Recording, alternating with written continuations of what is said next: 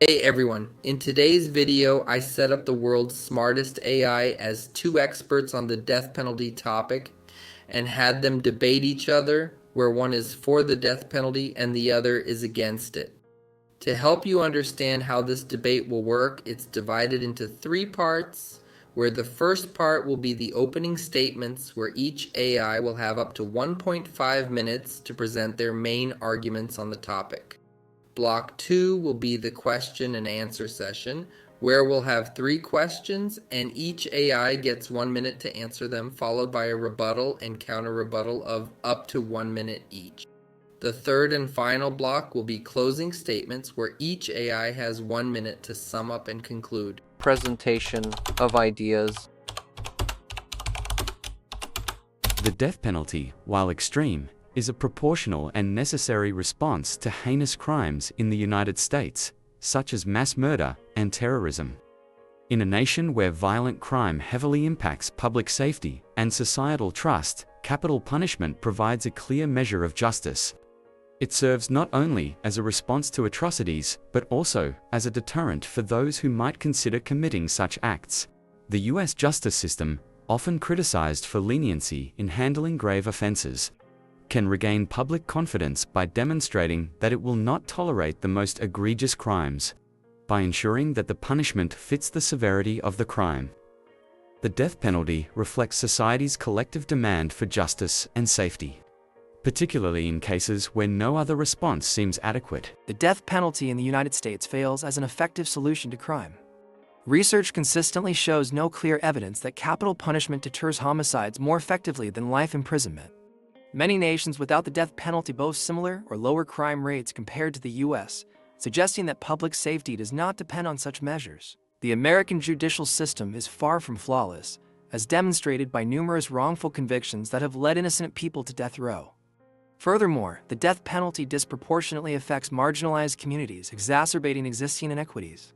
Investing in prevention through improved education, mental health resources, and social programs offers a more humane and impactful approach to crime reduction.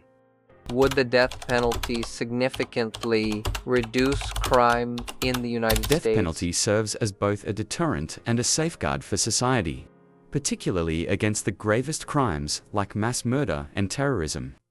Knowing that such a severe consequence awaits can discourage potential offenders from committing these atrocities. Moreover, the death penalty ensures that dangerous individuals cannot harm society again, as it prevents recidivism permanently. In a country with alarming rates of violent crime, the death penalty reassures citizens that the justice system takes public safety seriously. Although it is not a standalone solution, its proportionality to the severity of certain crimes makes it an essential component of a comprehensive crime reduction strategy. It signals to offenders and society alike that justice is not lenient with those who commit heinous acts. No compelling evidence to support the claim that the death penalty reduces crime. Numerous studies and comparative analyses reveal that regions without capital punishment experience crime rates similar to, or even lower than, those in jurisdictions that still use it. The idea of deterrence oversimplifies the psychological and situational factors driving criminal behavior. Many violent crimes are impulsive or committed under circumstances where deterrence holds little sway. A more effective strategy lies in addressing root causes, such as poverty, lack of education, and untreated mental illness. By prioritizing prevention and rehabilitation, society can achieve sustainable crime reduction. Resorting to the death penalty diverts resources and attention from these proven strategies.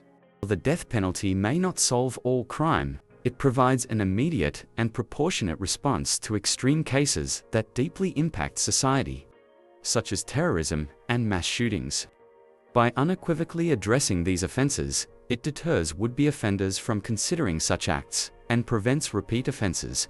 Unlike lenient sentences, which can undermine public trust in the system, the death penalty reinforces accountability and ensures justice for victims. While broader policies addressing social inequities are essential, they require time to yield results. In the interim, the death penalty stands as a vital tool to protect society and restore confidence in the rule of law. The idea of deterrence is speculative at best. States within the U.S. that have abolished the death penalty have not experienced surges in crime, while some report lower violence rates than death penalty states. Effective crime prevention requires addressing systemic issues like inequality, mental health, and education. Focusing on the death penalty as a deterrent ignores these deeper causes and fosters a punitive culture. Rehabilitation, community support programs, and accessible resources have been proven to reduce crime rates sustainably. The death penalty, by contrast, offers no lasting solution and risks perpetuating cycles of violence, diverting attention from more humane and effective methods. How to deal with the possibility of judicial errors in implementing the death penalty. The ability of judicial errors makes the death penalty fundamentally unjustifiable. The U.S. justice system, though advanced, is not immune to mistakes, as demonstrated by the numerous exonerations of individuals wrongfully convicted and placed on death row. These errors often result from systemic issues, including racial biases and inadequate legal representation. Executing an innocent person is an irreversible tragedy that undermines the very principles of justice. Life imprisonment without parole offers a severe yet reversible alternative, allowing for the correction of wrongful convictions. A justice system that prioritizes fairness and safeguards human rights must reject measures that permanently eliminate the opportunity for redress. The risk of judicial error is a valid concern. Advancements in technology, particularly DNA evidence, have significantly reduced such risks. The appeals process in the US is thorough, often spanning decades, providing ample opportunity to uncover and correct potential errors before an execution occurs. The death penalty should be reserved for cases where the evidence is incontrovertible, ensuring its application is both judicious and fair. In cases of extreme crimes where guilt is beyond doubt, the death penalty serves as a necessary tool to deliver justice and protect society. Rather than abolishing it, the focus should be on reforming the judicial system. Even with advancements in forensic science and prolonged appeals, the risk of error remains unacceptably high. Numerous individuals have spent decades on death row before being exonerated, highlighting that no system is foolproof. The irreversible nature of execution makes any error catastrophic and a violation of fundamental human rights. Moreover, systemic biases within the judicial system disproportionately affect marginalized communities, further increasing the likelihood of unjust outcomes.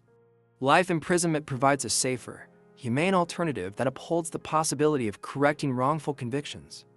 Prioritizing fairness and equity in sentencing practices aligns better with the principles of justice and human dignity.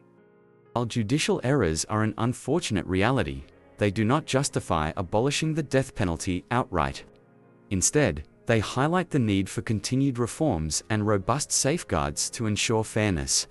In cases of undeniable guilt supported by irrefutable evidence like DNA or video footage, the death penalty is a proportionate response to heinous crimes.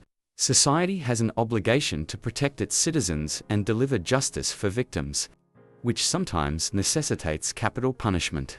With appropriate checks in place, the death penalty can coexist with efforts to address systemic biases and prevent wrongful convictions, providing a balanced approach to justice for the most egregious crimes. Is the death penalty compatible with human rights principles and the U.S. Constitution? Death penalty, when applied appropriately and for the most egregious crimes, aligns with both human rights principles and the U.S. Constitution. The Eighth Amendment prohibits cruel and unusual punishment, but capital punishment itself is not unconstitutional when carried out humanely and under due process. Heinous crimes like terrorism, mass murders, and violent serial offenses demand a proportional response to ensure justice. While the right to life is paramount, society must also protect the rights of victims and uphold public safety. The death penalty, used judiciously, demonstrates that such acts of barbarity are intolerable and ensures justice for both victims and their families. The death penalty fundamentally contradicts human rights principles, particularly the right to life and the prohibition of cruel and inhumane treatment. Executions, no matter how humane, represent a premeditated act of killing by the state, perpetuating a cycle of violence. The U.S. Constitution values human dignity, and reliance on the death penalty undermines this commitment. Furthermore, its application is often fraught with inequities, disproportionately targeting marginalized communities and exacerbating systemic injustices. Instead of capital punishment, the justice system should focus on rehabilitation and alternative measures that respect human life while ensuring public safety. Upholding human rights requires rejecting irreversible penalties in favor of approaches that promote dignity and justice for all. Human rights are vital. They must also account for the rights of victims and society's need for justice. The death penalty, applied to heinous crimes with incontrovertible evidence, is not a violation of human dignity, but a reflection of society's commitment to protecting its citizens from the gravest threats. Democratic systems like the US provide safeguards to ensure due process and minimize misuse. For crimes so severe that they shock the conscience of the public, the death penalty serves as a proportional and legitimate tool of justice. It reaffirms that acts of extreme violence will be met with a response that underscores the value society places on innocent lives and public safety. Death penalty, regardless of its intent, undermines the values it claims to protect by perpetuating institutional violence. Protecting human dignity means rejecting state-sanctioned killing, even in response to heinous crimes. While justice for victims is essential, capital punishment does not honor their memory. It continues a cycle of violence and vengeance. Systems built on fairness and rehabilitation demonstrate greater respect for human rights and offer more effective, long-term solutions to crime.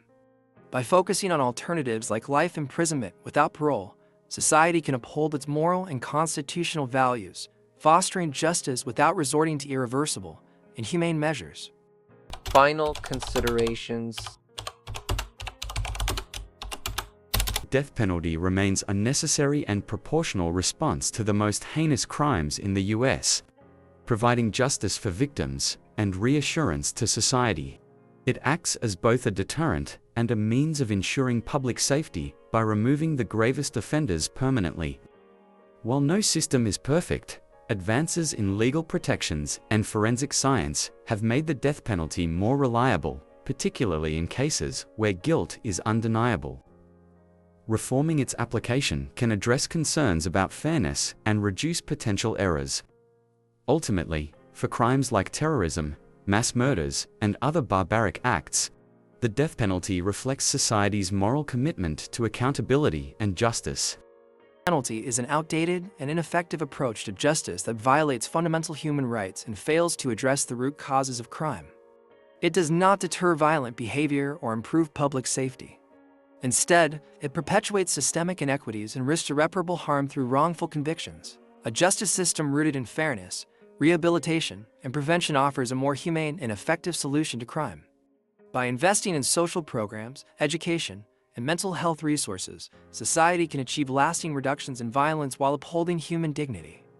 The U.S. must prioritize solutions that foster justice without resorting to irreversible measures, building a more equitable and compassionate system for all.